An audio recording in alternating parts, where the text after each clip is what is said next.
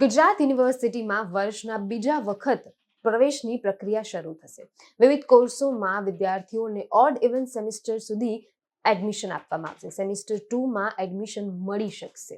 Selection પણ તે જ મુજબ નક્કી કરવામાં આવશે. વિગતવાર વાત કરીએ આ વિડીયો દરમિયાન. નમસ્કાર, હું જાનવી બારોટ, બીબી ન્યૂઝ ગુજરાતમાં આપનું હાર્દિક સ્વાગત કરું છું. ગુજરાત યુનિવર્સિટીમાં પ્રથમ વર્ષમાં બીજી વખત પ્રવેશ શરૂ કરવામાં આવ્યો છે. વિદ્યાર્થીઓને વિવિધ કોર્સોમાં સુધી સેમિસ્ટર 2માં એડમિશન આપવામાં આવશે. હવે વિદ્યાર્થીઓને સેમિસ્ટર 2નો અભ્યાસ કરવાનો રહેશે. જે વિદ્યાર્થીઓને એડમિશન લેશે તેમને ઓડ ઇવન સેમિસ્ટરના પ્રવેશ કરવામાં આવશે.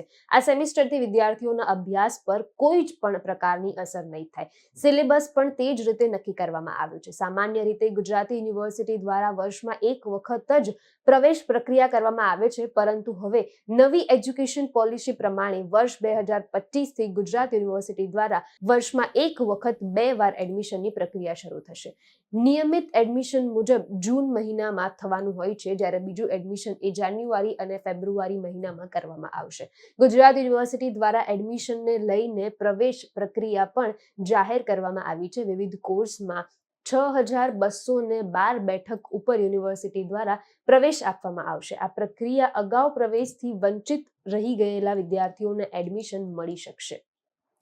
જે વિદ્યાર્થીઓ આ પ્રવેશ પ્રક્રિયા દ્વારા પ્રવેશ મેળવે છે તેને સીધું સેમિસ્ટર 2માં પ્રવેશ આપવામાં આવશે. વિદ્યાર્થીઓને સેમિસ્ટર 1ની પરીક્ષા સેમિસ્ટર 3ની જગ્યાએ આપવાની રહેશે. ત્યારે વિદ્યાર્થીઓને સેમિસ્ટર 4ની પરીક્ષા નિયમિત આપવાની રહેશે, જ્યારે સેમિસ્ટર 5ની જગ્યા પર સેમિસ્ટર 3ની પરીક્ષા આપવાની રહેશે. આમ સમગ્ર પ્રક્રિયા વિદ્યાર્થીઓના અભ્યાસ અને સેમિસ્ટર ઇવન ઓડ સેમિસ્ટર કરવામાં આવેલા છે. વર્ષમાં 2 વખત પરીક્ષાની યોજના થશે, જેમાં સામાન્ય રીતે સેમિસ્ટર 1, 2, 3, 4, 5 અને 6 રીતે પરીક્ષા લેવાય છે, પરંતુ બીજી વખત પ્રવેશ કરેલા વિદ્યાર્થીઓને પરીક્ષા માટે 2, 1, 4, 3, 6 અને 5 જેવી પરીક્ષા આપવાની રહેશે. કયા કોર્સની કેટલી બેઠક છે એ આપણે જાણીએ.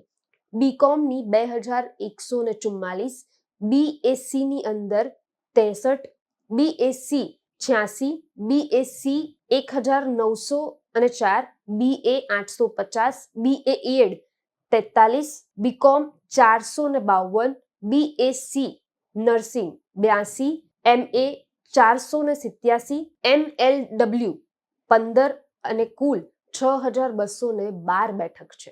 વિગતવાર ફરીવાર મુલાકાત કરીશ. હાલ મને રજા આપો. નમસ્કાર.